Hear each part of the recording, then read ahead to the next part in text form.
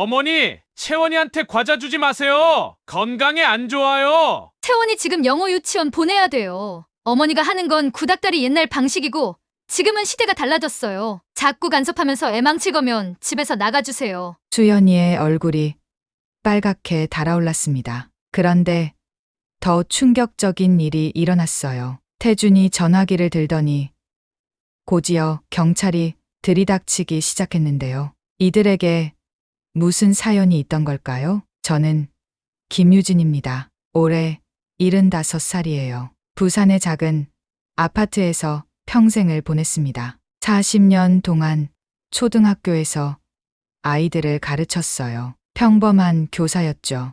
하지만 그 평범함이 제겐 전부였습니다. 남편 철수와 함께 딸 하나를 키우며 살았어요. 검소했지만 행복했습니다. 교직 연금과 부동산 투자 덕분에 제법 목돈도 모을 수 있었어요. 딸 수연이를 위해서였습니다. 여보, 수연이가 의대에 합격했대요. 그날 철수가 얼마나 기뻐했는지 몰라요. 저도 마찬가지였습니다. 우리 딸이 의사가 된다니 꿈만 같았어요. 수연이는 정말 똑똑한 아이였습니다. 공부도 잘했고 착하기도 했어요. 의과대학을 졸업하고 성형외과 전문의가 되었을 때 저는 가슴이 터질 것 같았습니다. 엄마, 저 이제 강남에서 개원할 거예요. 수연이의 목소리에는 자신감이 가득했어요. 제 자랑이자 희망이었습니다. 그런데 3년 전 모든 게 바뀌었어요. 철수가 세상을 떠났습니다. 당뇨 합병증이었어요. 40년을 함께 살아온 사람이 하루아침에 사라졌습니다. 병원 침대에 누운 철수가 마지막으로 한 말이 아직도 귀에 맴돕니다. 여보, 수연이 잘 부탁해요. 그리고 너무 혼자서 끙끙 앓지 말고요.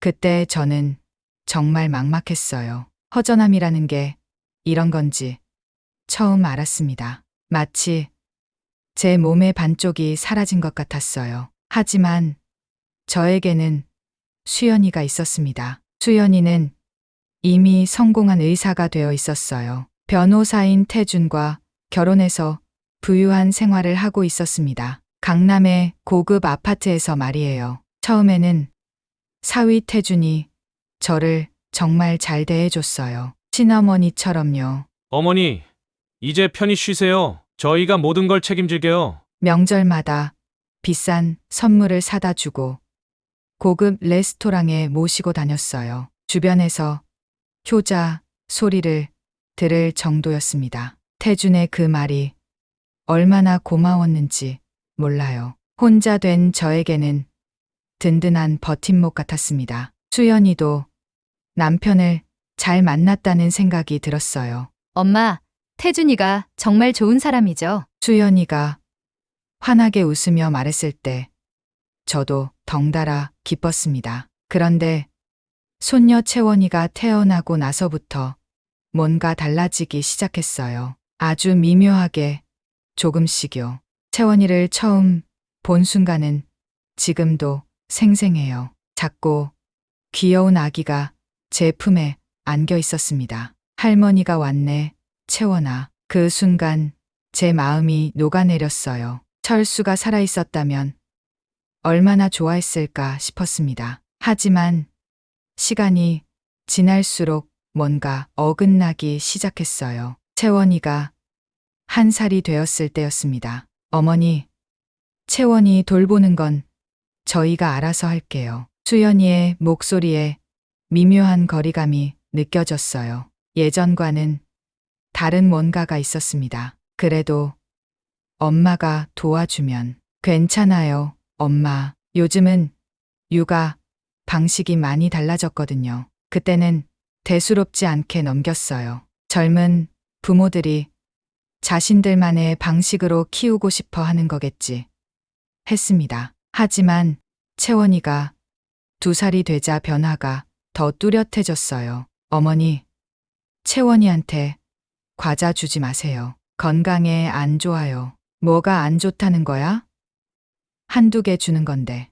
요즘은 아이들 당분 섭취를 엄격하게 관리해야 해요. 태준의 목소리에서 약간의 짜증이 묻어났어요. 저는 순간 마음이 움츠러들었습니다. 40년간 수백 명의 아이들을 가르쳤는데 과자 한두 개가 뭐가 문제라는 건지 이해할 수 없었어요. 채원아, 할머니랑 놀자. 할머니, 채원이는 지금 블록 놀이 시간이에요. 교육 스케줄이 있거든요. 교육 스케줄? 2살짜리한테요? 저는 당황했습니다. 제 안에서 뭔가가 툭 하고 끊어지는 느낌이었어요. 채원이가 3살이 되던 해 결정적인 순간이 찾아왔습니다. 어머니, 채원이 영어 유치원 보내기로 했어요. 영어 유치원? 3살짜리를? 저는 깜짝 놀랐어요. 그 나이의 아이들에게는 자유로운 놀이가 더 중요하다는 걸 40년간의 경험으로 알고 있었거든요. 태준아, 아이는 자연 속에서 뛰어놀면서 자라야 하는 거 아니냐? 너무 어린 나이에 공부만 시키면 안 좋지 않을까? 그때 태준의 표정이 확 굳어졌어요. 어머니는 옛날 교육법만 아시잖아요. 지금은 시대가 달라졌어요. 그의 목소리에서 짜증이 역력했습니다. 수연이도 남편 편을 들었어요. 엄마, 우리 나름대로 계획이 있어요. 채원이 미래를 위해서는 어릴 때부터 준비해야 해요. 그 순간 저는 깨달았어요. 제 의견은 더 이상 중요하지 않다는 걸. 40년간 수백 명의 아이들을 길러낸 경험도 교육자로서의 철학도 아무것도 인정받지 못한다는 걸. 채원이는 영어 유치원을 시작으로 각종 학원을 전전하기 시작했어요. 피아노, 발레, 태권도, 미술. 3살짜리 아이의 스케줄이 어른보다 바빴습니다. 할머니, 저는 할머니가 좋아요. 할머니랑 놀고 싶어요.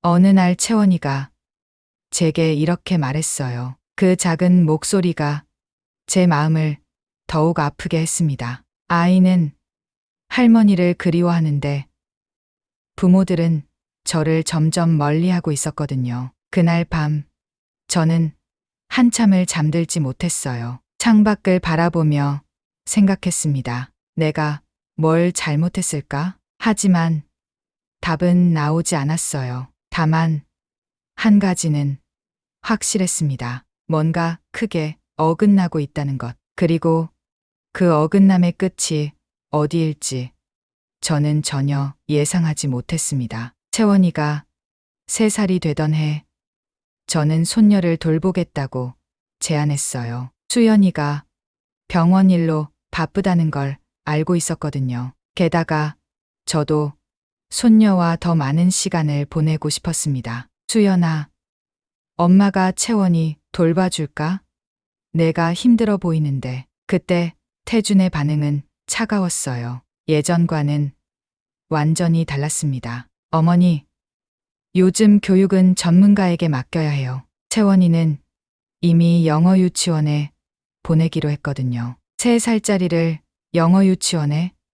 저는 당황했어요. 40년간 아이들을 가르친 경험으로 보면 그 나이의 아이들에게는 자유로운 놀이가 더 중요했거든요. 나무에서 떨어진 나무잎을 줍고 개미집을 들여다보고 흙을 만지면서 자연스럽게 배우는 게 진짜 교육이었어요. 태준아, 아이는 자연 속에서 뛰어놀면서 자라야 하는 거 아니냐?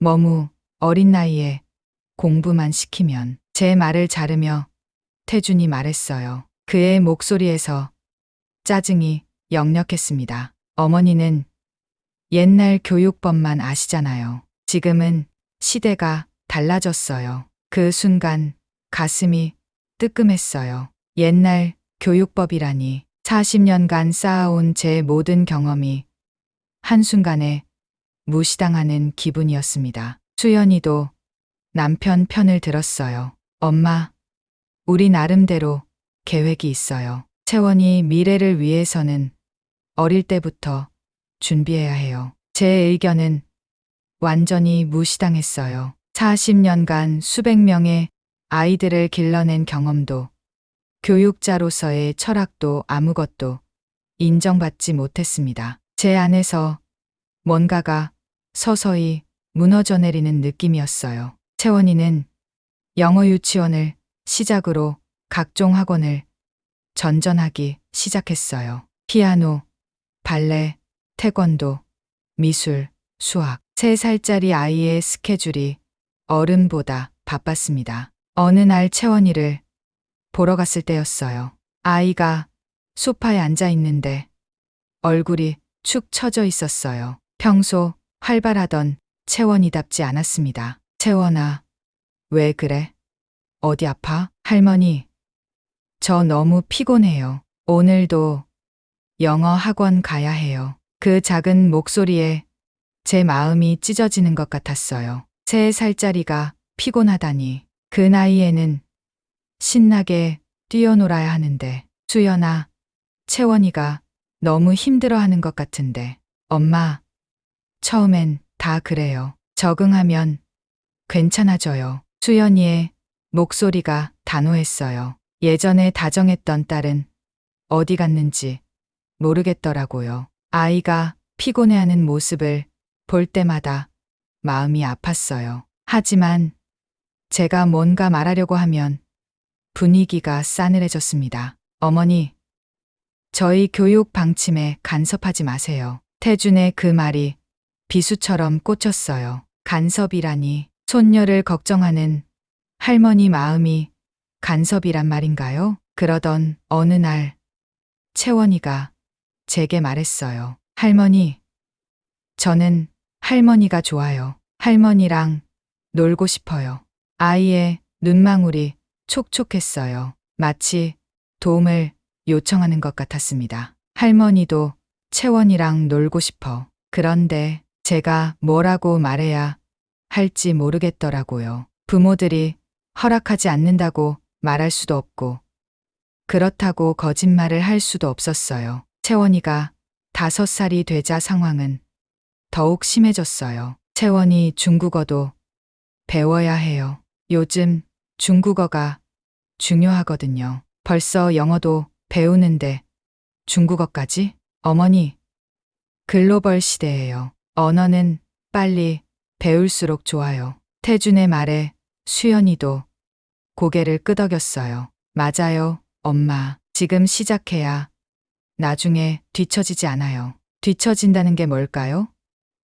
5살짜리가 뭘 뒤처진다는 건가요? 저는 답답했어요. 이렇게 자란 아이들이 정말 행복할까 싶었습니다. 어느 날 채원이와 단둘이 있을 기회가 생겼어요. 잠깐이었지만 소중한 시간이었습니다. 할머니, 저 놀고 싶어요. 그냥 놀고 싶어요. 아이가 제 무릎에 기대며 중얼거렸어요. 뭐 하며 놀고 싶어?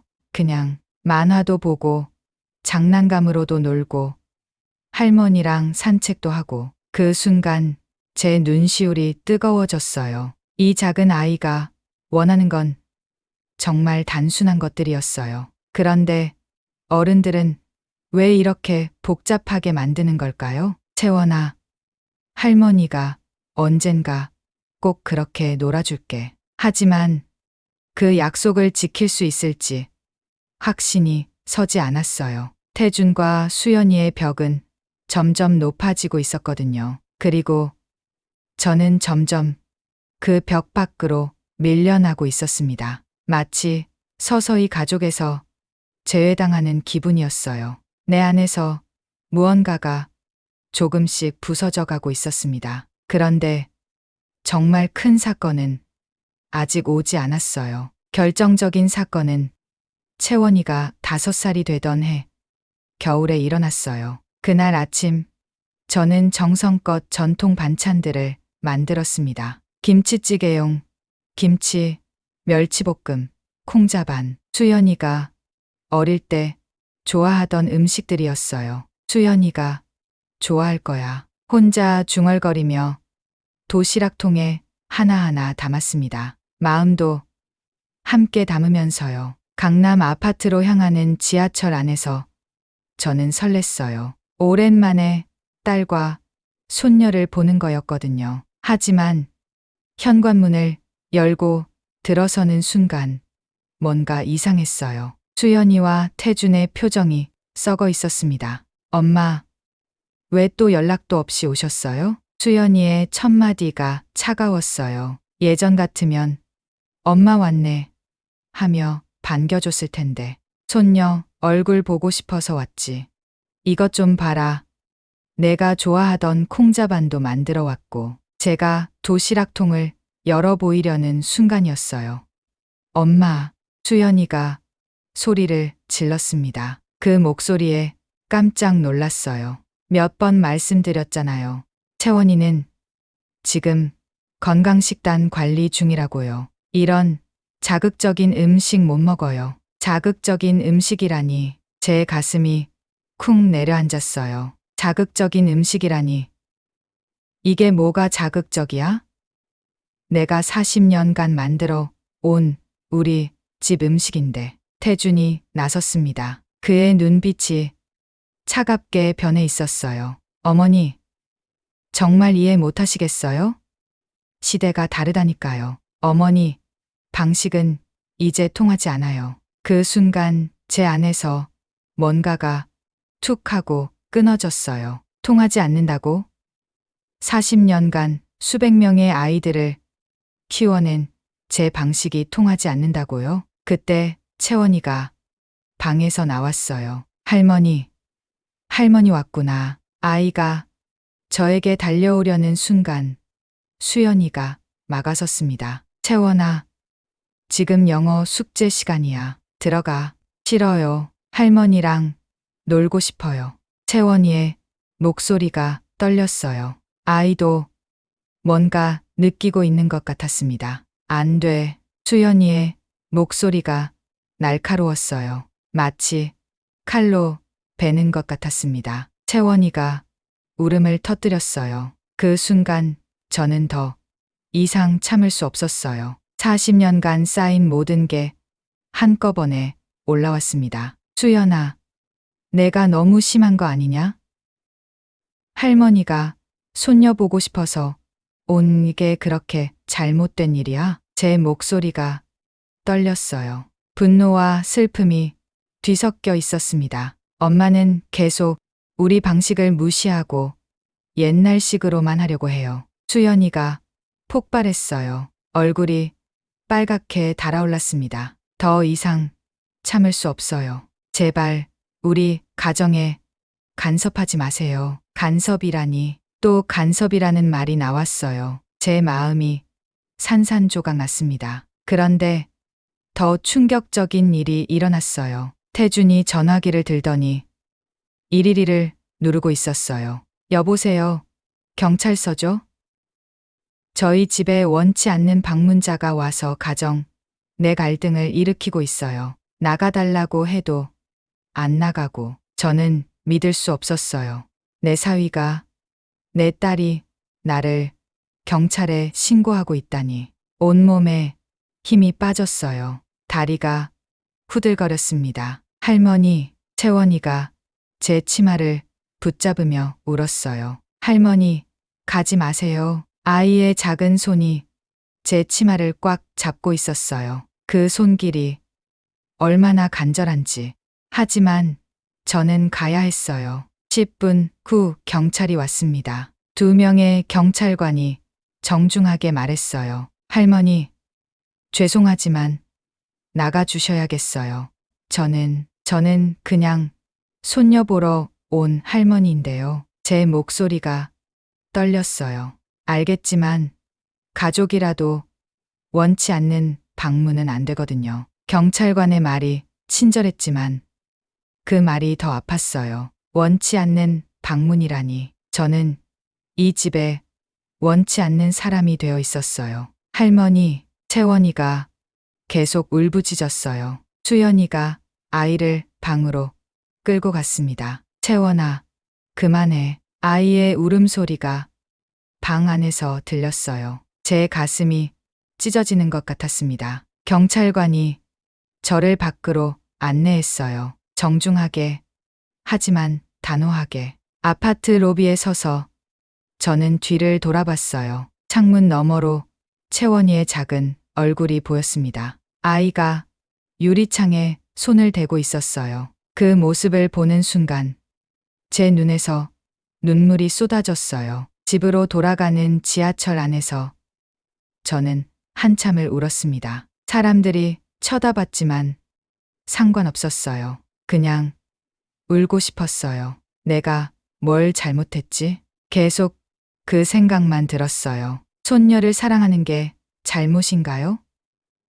아이를 걱정하는 게 간섭인가요? 그날 밤 집에 돌아와서도 잠들 수 없었어요. 창밖을 바라보며 생각했습니다. 정말 나는 틀렸을까? 하지만 답은 나오지 않았어요. 다만 한 가지는 확실했습니다. 뭔가 돌이킬 수 없는 선을 넘어버렸다는 것. 그리고 이제부터는 모든 게 달라질 거라는 것. 제 인생에서 가장 쓰라린 밤이었습니다. 그 사건 이후 저는 깊이 생각했어요. 정말 깊이. 밤잠을 이루지 못하며 자꾸만 떠오르는 생각들이 있었습니다. 내가 뭘 위해 이렇게 살아왔지?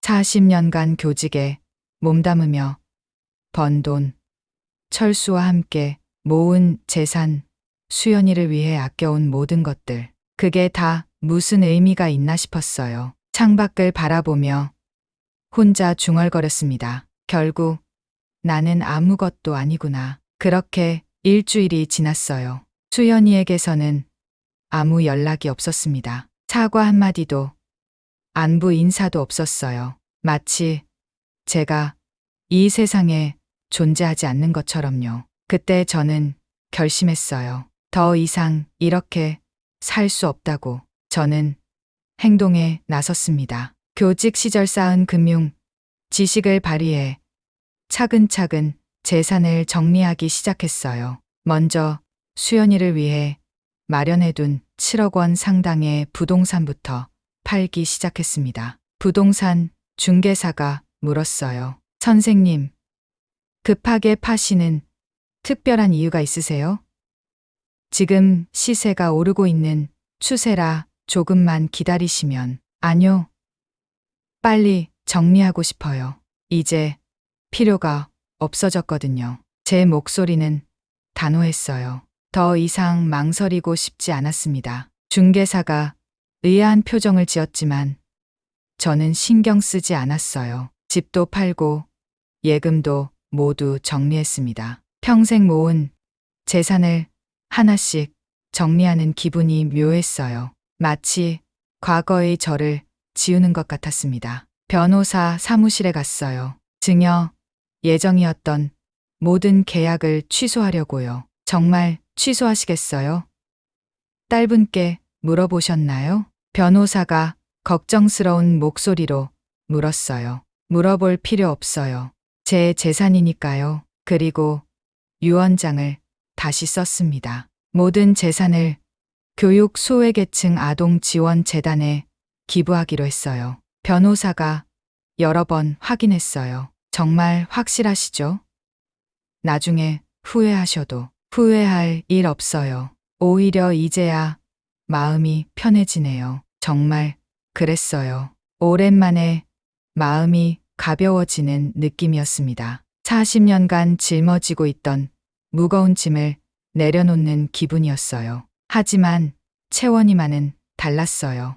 아이에게는 죄가 없었으니까요. 교육비 명목으로 1억 원을 신탁 형태로 남겼습니다. 부모들이 함부로 쓸 수 없도록 조건을 달았어요. 채원아, 할머니가 너를 위해 마지막으로 할 수 있는 일이야. 마음속으로 손녀에게 말했어요. 모든 정리가 끝났을 때 저는 이상하게 후련했습니다. 더 이상 누구에게 기대할 것도 실망할 것도 없었거든요. 그리고 평생 꿈꿔왔던 일을 시작하기로 했어요. 세계 여행이었습니다. 동년배 친구 3명에게 전화를 걸었어요. 영자야, 나 세계 여행 가려고 하는데 같이 갈래? 유진아, 정말?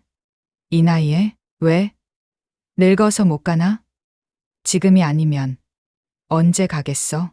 영자가 웃으며 말했어요. 그래, 한번 해보자. 어디로 갈 건데? 유럽 배낭여행 어때? 친구들이 모두 찬성했어요. 오히려 저보다 더 신나하더라고요. 유진아, 정말 괜찮겠어? 이 나이에 배낭여행이라니. 춘자가 걱정스럽게 물었어요. 괜찮아. 이제 내 인생은 내가 사는 거야. 제 목소리에는 확신이 담겨 있었어요. 여행 준비를 하는 동안 저는 정말 즐거웠습니다. 여권을 만들고 배낭을 사고 여행 코스를 짜는 모든 게 신났어요. 마치 새로운 인생을 시작하는 것 같았습니다. 예상대로 변호사를 통해 이 소식을 들은 수연이와 태준이 급하게 찾아왔어요. 인터폰으로 들리는 목소리가 다급했습니다. 엄마, 문 열어주세요. 이야기해야 할 게 있어요. 하지만 저는 문을 열어주지 않았어요. 엄마, 저희가 잘못했어요. 진심으로 사과드릴게요. 제발 문 좀 열어주세요. 태준의 목소리도 들렸습니다. 어머니, 정말 죄송합니다. 다시 기회를 주세요. 하지만 이미 늦었어요. 제 마음의 문은 이미 굳게 닫혀 있었습니다. 이미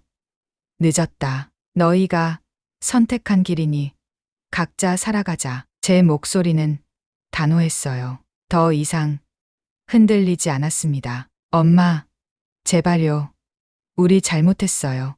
수연이의 목소리가 떨렸어요. 처음 들어보는 절박한 목소리였습니다. 하지만 저는 마음이 움직이지 않았어요. 너무 늦었거든요. 이미 제 마음은 딴 곳을 향하고 있었습니다. 자유를 향해, 새로운 시작을 향해서요. 공항에서 비행기를 기다리며 창밖을 바라봤어요. 푸른 하늘이 넓게 펼쳐져 있었습니다. 75년을 살아오며 처음 느끼는 자유로움이었어요. 수연이와 태준이 공항까지 쫓아왔다는 소식을 들었지만 돌아보지 않았어요. 이제는 정말 끝이었거든요. 비행기가 이륙했습니다. 점점 작아지는 한국 땅을 내려다보며 저는 미소를 지었어요. 새로운 시작이었습니다. 누구의 눈치도 보지 않고 누구의 간섭도 받지 않는 오롯이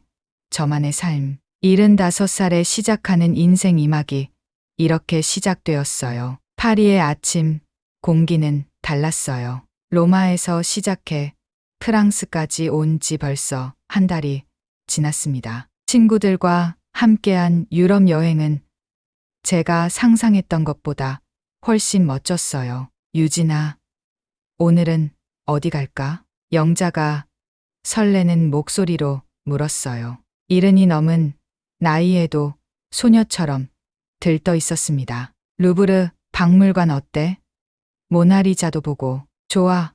평생 책에서만 봤는데 드디어 실물을 보는구나. 춘자가 손뼉을 쳤어요. 저는 이런 친구들이 있어서 정말 다행이라고 생각했습니다. 혼자였다면 이렇게 즐거울 수 없었을 거예요. 박물관 앞에 서니 가슴이 벅찼어요. 75년을 살면서 이런 기분은 처음이었습니다. 마치 새로운 세상에 발을 들여놓는 것 같았어요. 와, 정말 크네. 미자가 감탄했어요. 저희는 모두 시골에서 자란 사람들이었거든요. 이런 웅장한 건물은 상상도 못했어요. 모나리자 앞에 섰을 때 저는 울컥했습니다. 교과서에서만 보던 그림이 제 눈앞에 있다니. 선생님들, 사진 찍어드릴까요? 젊은 한국인 관광객이 친절하게 말했어요. 고마워요. 저희는 모나리자 앞에서 사진을 찍었습니다. 70 넘은 할머니 4명이 배낭을 메고 서 있는 모습이 우스꽝스러웠지만 행복했어요. 카페에 앉아 커피를 마시며 영자가 말했어요. 유진아, 내가 이 여행을 제안해줘서 정말 고마워. 이런 경험 못 해봤으면 후회했을 거야. 나도 고마워. 혼자였으면 엄두도 못 냈을 거야. 정말 그랬어요. 친구들이 있어서 가능한 일이었습니다. 그런데 가끔 문득 채원이가 생각났어요. 지금 뭐 하고 있을까? 아이는 여전히 학원을 다니고 있을 거예요. 할머니 생각은 하고 있을까요? 유진아, 뭘 그렇게 생각해? 순자가 제 표정을 보며 물었어요. 아무것도 아니야. 저는 고개를 저었어요. 이제는 그런 생각을 하지 않기로 했거든요. 스위스에서 알프스를 봤을 때는 정말 숨이 멎을 뻔했어요. 눈 덮인 산봉우리들이 끝없이 펼쳐져 있었습니다. 와, 이게 진짜구나. 저도 모르게 탄성이 나왔어요. 교과서에서만 보던 알프스가 제 눈앞에 있다니. 유진아, 우리 정말 잘했네. 이런 걸 보려고 살았나 봐. 영자의 목소리가 떨렸어요. 감동에 겨워서였죠. 케이블카를 타고 올라가면서 저는 생각했어요.